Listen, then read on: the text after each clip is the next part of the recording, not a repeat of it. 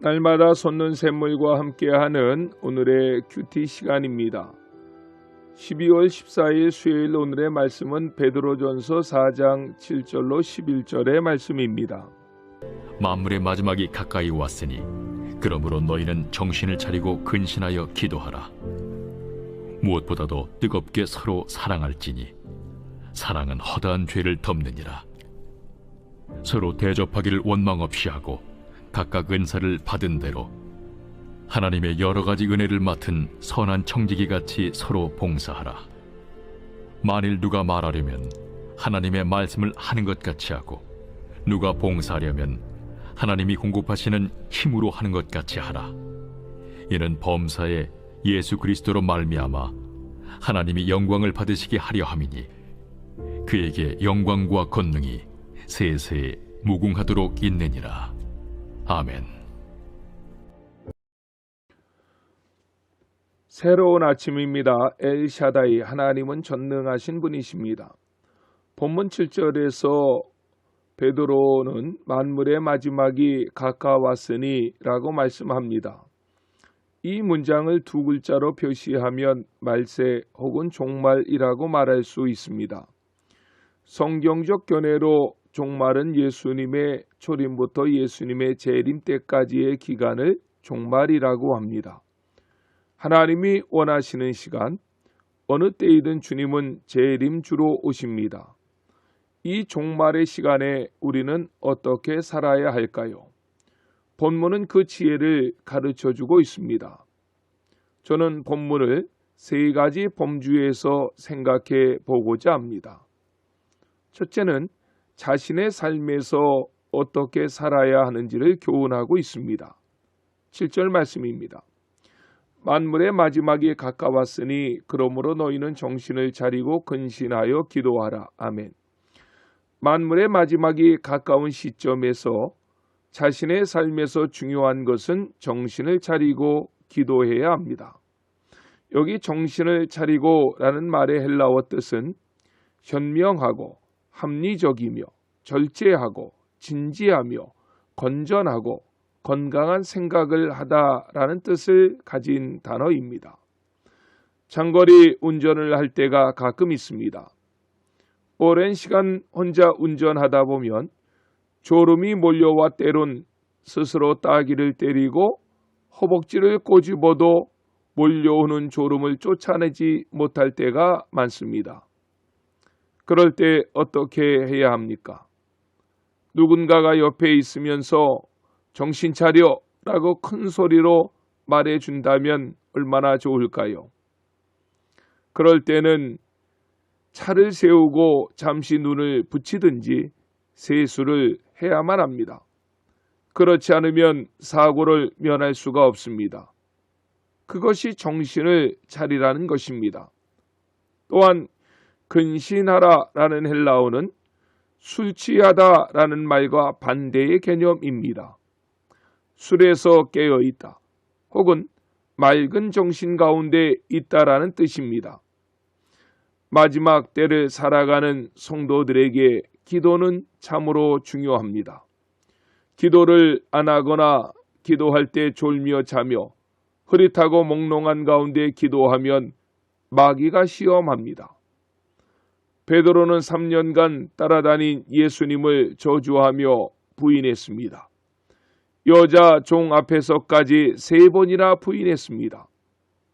이러한 베드로의 법정에서의 실패는 예견된 실패였습니다. 그것은 겟세마네 동산에서 이미 베드로는 실패했기 때문에 당연히 따라올 수 있는 결과였다는 것입니다.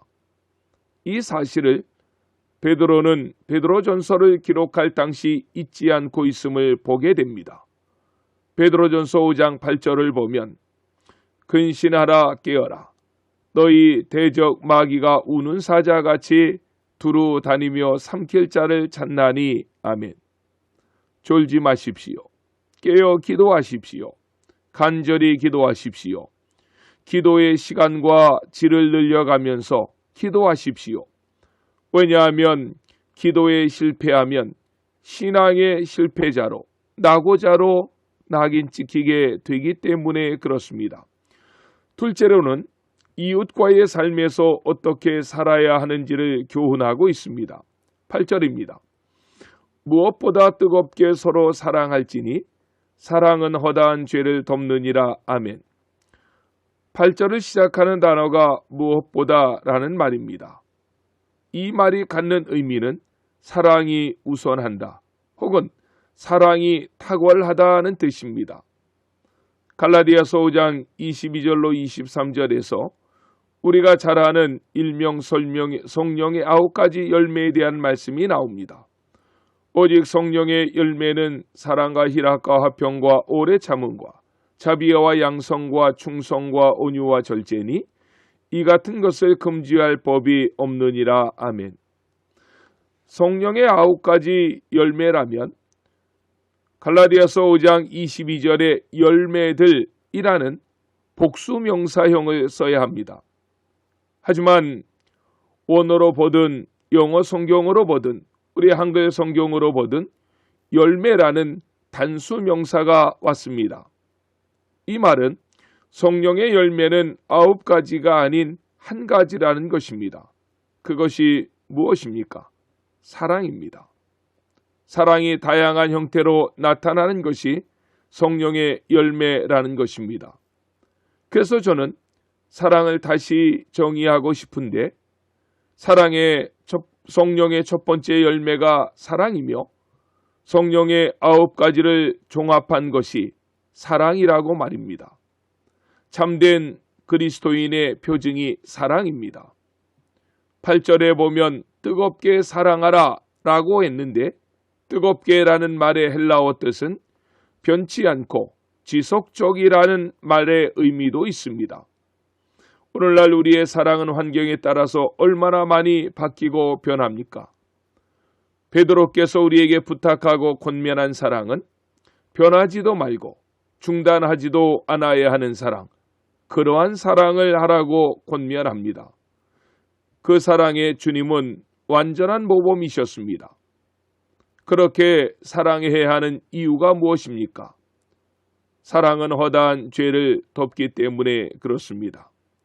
여기 덮는다라는 말의 헬라어는 구약에서 제사할 때 짐승을 제물로 잡고 그 피를 받아 성물 위에 그 피를 뿌려 덮을 때에 사용하는 용어입니다.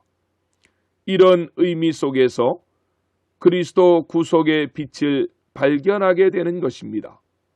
무엇보다 서로 사랑할 때 그런 모습을 통해 구원의 열매들이 맺히게 된다는 것입니다.